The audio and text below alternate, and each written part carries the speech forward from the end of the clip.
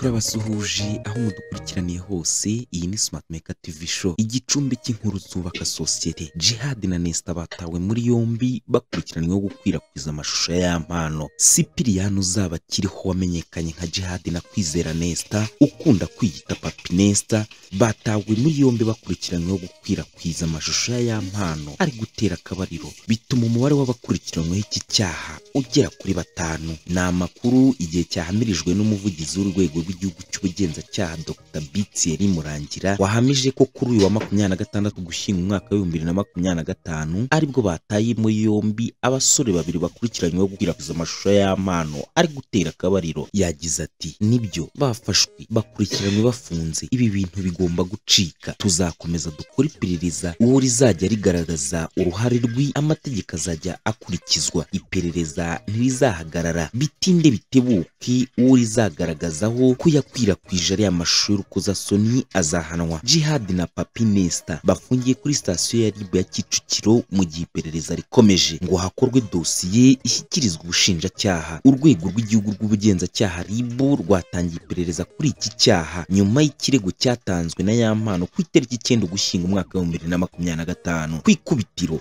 hahise hatabwa muri yombi Ishimwe Patrick uzwi nka Pazomani ku wa 11 Ugushyingo umwaka wa 2025. Hakurikiranywe Kalisa John uzwi nka K John watawe muri yombi ku itariki ya 14 Ugushyingo umwaka wa 2025. K John na Pazomani bo dosiye yabo iherutse gushyikirizwa ubushinjacyaha ku itariki ya 17 Ugushyingo umwaka wa 2025. Ni mu gihe iperereza rigikomeje ngo wagize uruhare mu gukwirakwiza aya mashusho abiryozwe. Ku itariki ya 18 Ugushyingo umwaka wa 2025 RIB yataye muri yombi witwa Ishimwe François Xavier ukekwaho kwaka abantu amafaranga kugira ngo abasangize aya mashusho. Ibi bisobanuye ko kugeza ubu abagera kuri 5 bamaze gutabwa muri yombi muri dosiye yo gukwirakwiza aya mashusho. Uyu Jihad Sipiriyani uzwi nk'umushu mukuru ukekwaho iki cyaha we yamaze gutabwa muri yombi. Isa tuvugana ari mu maboko ataraye. Mukomeze mudukurikire kuri Smart Maker TV show. Nimba utarakora subscribe yikore kugira ngo dukomeze kujya tubana umunsi ku munsi mu nkuru zikurikira. Wakoze cyane.